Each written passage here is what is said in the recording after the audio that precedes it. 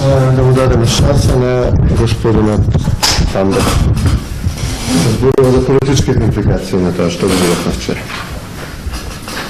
Јас получено тоа, да не ви се представувам, Александар Пандов, екс-пратеник, сега познат као политички аналитичар,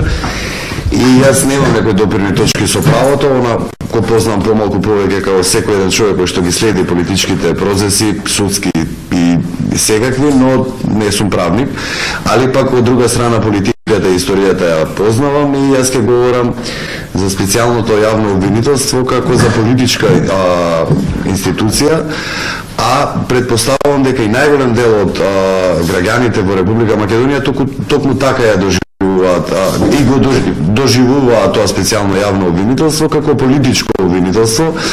најмалку како специјално, а далеку пак претходно говоре господинот Маневски и господинот Костов околу тоа колку се они стручни и се. И што ни се случува сега, значи ја морам да вратам назад, да се вратам година и пол, во оној момент кога излегува тие разговори, кога почна господинот Заев да ги објавува, во Македонија тргна акција да се истражи од каде потекнуваат тие разговори и дојдовме до тоа дека повторно, по втор пат, по трет пат, Верушевски, како човек кој што има раководено имал раководна позиција во полицијата, како и во 2001 година, така и сега во 2015 работел на тоа да ги направи тие разговори, има признание од еден од учесниците за тоа и како продукт на сето тоа, затоа што во тоа време СДСМ тврдеше дека нашите обвинители, нашите судови се партизирани, дека нема да можат праведно да истераат таа работа, дека треба да биде направено некое специјално јавно обвинителство кое што не да ги испитува разговорите, туку главната цел ќе му биде кој тоа прислушнува во Република Македонија. И сега да не ги враќам на назад, да не се држам околу тоа, вие веќе знаете дека оние главни обвинети кои што беа Верушевски и неговите другари, сега тоа е стопирано, тоа обвинение, правно како иде терминологијата, како се бараат се уште докази, но она кое што пак во меѓувреме го видовме, а тоа е она политичка функција на специјалното јавно обвинителство, а тоа е да на секој начин направи штета на секој еден раководен човек кој што е во ВМРО и не само во ВМРО, туку тоа е исто така и во новинарството, во судството, во обвинителството, во секоја една сфера, во бизнисот, во секоја една сфера, каде што они ценат, поточно сега специјалното јавно обвинителство не цени, јас апсолутно се согласувам и тоа имам говорено многу време дека со тоа специјално јавно обвинителство раководи СДСМ, тоа е партиска експозитура нивна, а пак со СДСМ од друга страна раководат разноразни амбасадори, нивни спонзори, организации кои што ги финансираат и кои што ги менаџираат процесите и политиките кои што ги води СДСМ. Во тука сега, како црешка на тортата која што ја добивме од ова специјално јавно обвинителство, го имавме оној вчерашен ден во кој што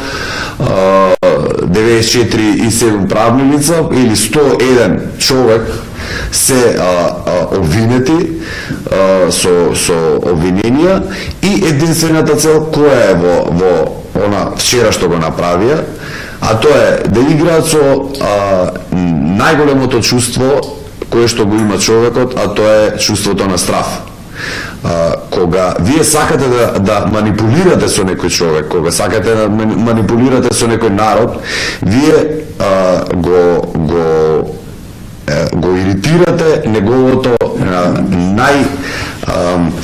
она кај што е секој еден најчувствителен, а тоа е стравот. И сега зашто велам страв? Страв дека ако може 50-те, 100-те први луѓе на најголемата политичка партија, партијата која што доби најголем број на гласови пред само 6 месеци, да бидат обвинети без никаков доказ, без никаква подкрепа за нешто кое што не замара. Јас мислев дека вчерашниот ден, како и поголем дел од граѓаните, дека ќе слушнеме некои нови работи. Ние слушнавме повторно едните исти работи за шамари на Жерновски, за не знам ти што се не таму, но ако тие може да бидат обвинети, ако можат главни уредници на медиумски куки да бидат обвинети, ако можат суди и обвинители, тоа што останува за обичниот свет, што останува за обичниот човек. Ако вие го наметнете тоа во јавноста, ако секој еден сега новинар, секој еден судија, секој еден обвинител, секој еден политичар, секој еден аналитичар кој што ќе говори, како ние што го говориме денес, и се чувствува дека може повторно да биде таргет, не утре не на специјалното јавно обвинителство, на основното јавно обвинителство, во таков случај нормално дека луѓето ќе замолчат, ќе се повлечат. А тоа е она основното кое што повторно ќе ви кажам. Значи ништо друго немаат они во план, имаат план да го заплашат и да внесат страв кај луѓето. А со кога е народот уплашен, кога е народот живее во страв, тогаш вие можете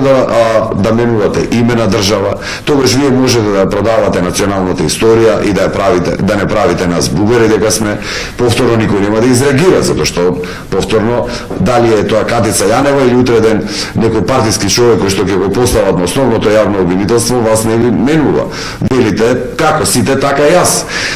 Дали е тоа во новинарството повторно, кога ќе прави некој прилог, ќе размисли, затоа што оној кој што претходно го критикувал работењето и на специјалното јавно обвинителство и на спонзорите на Заев и самиот Заев, гледаме сега дека се под обвиненија. Ние како граѓани, еве јас говорам во моје име, ова ми е нешто кое што приближно го имам видено и предпоставам дека сите вие помалку или повеќе се сеќавате во 2002-2003 година. Насилството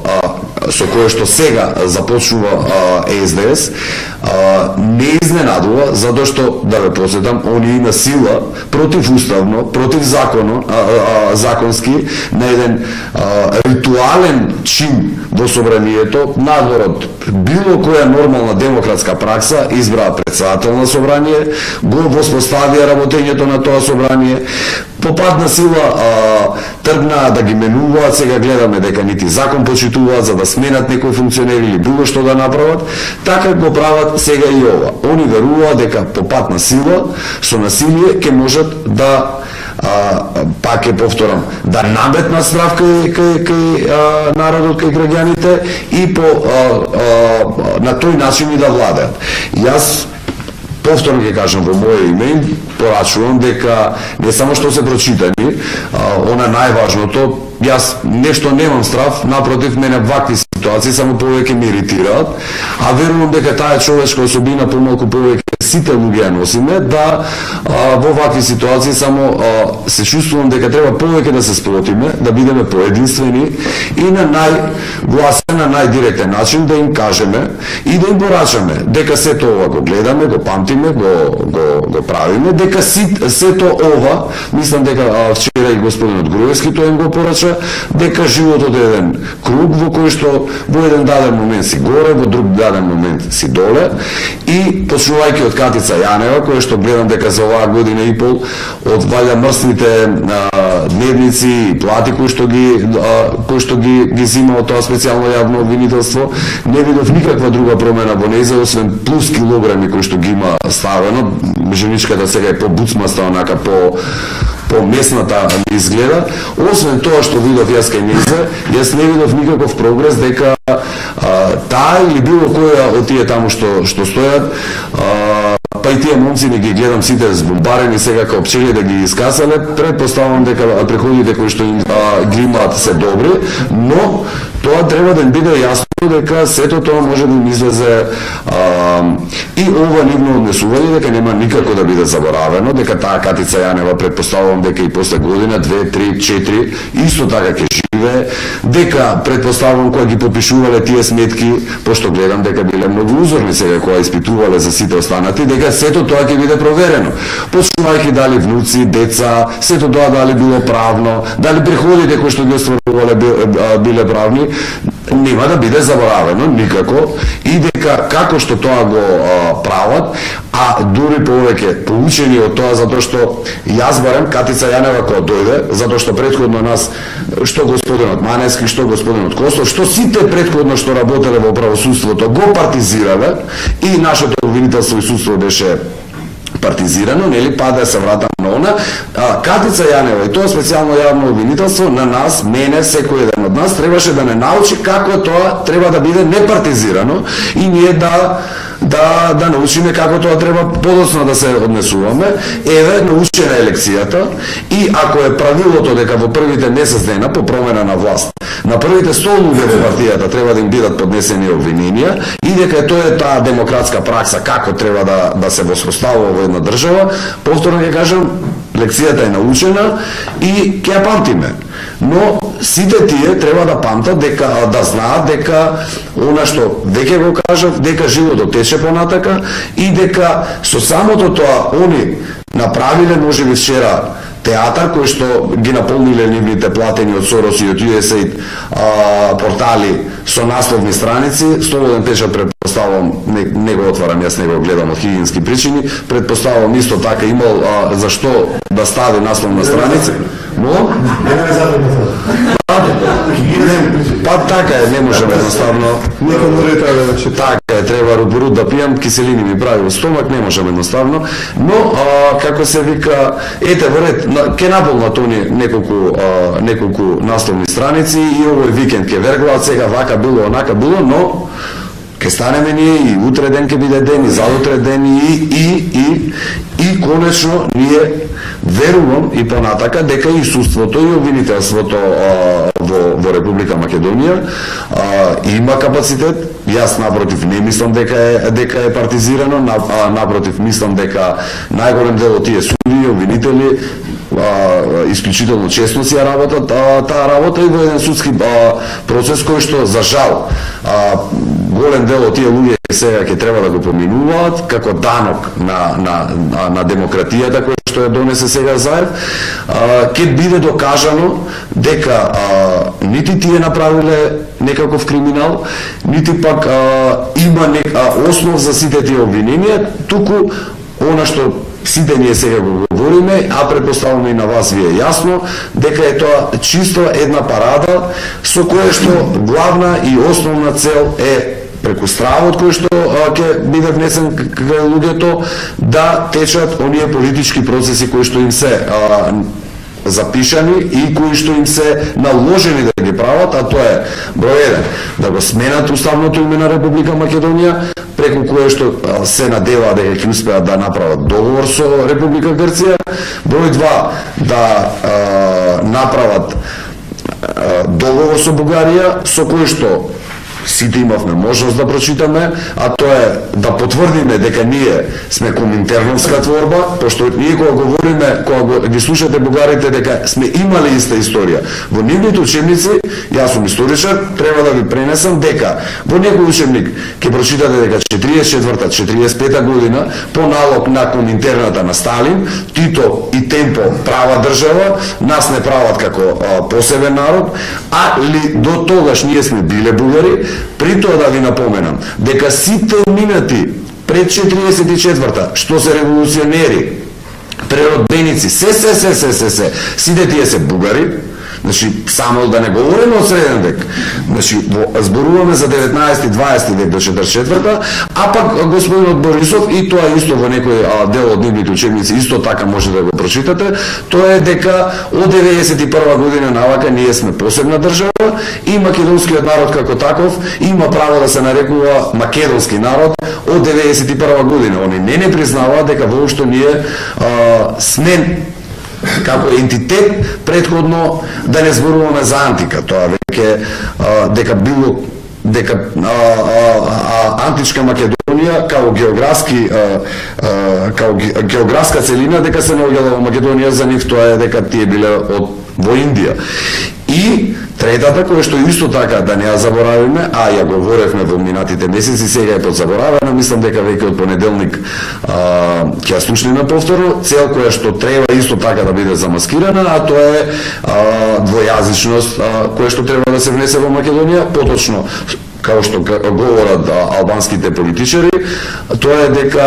албанскиот јазик треба да стане втор службен јазик и да се изедначи со македонскиот јазик.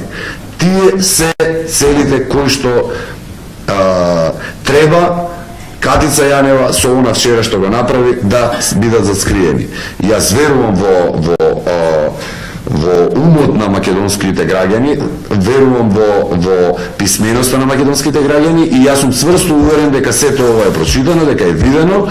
и повторно ќе кажам, она што искрено сакам да им порачам и на Катица Јанева и на Заев, треба да знаат дека и конечно ако сакате пак и на тие суди и обвинители кои што сега се во кривичен суд, треба да знаат дека нити со вчерашниот ден заврши, денес имаме ден, утре ден, дека работите се менуваат и дека треба крајно да бидат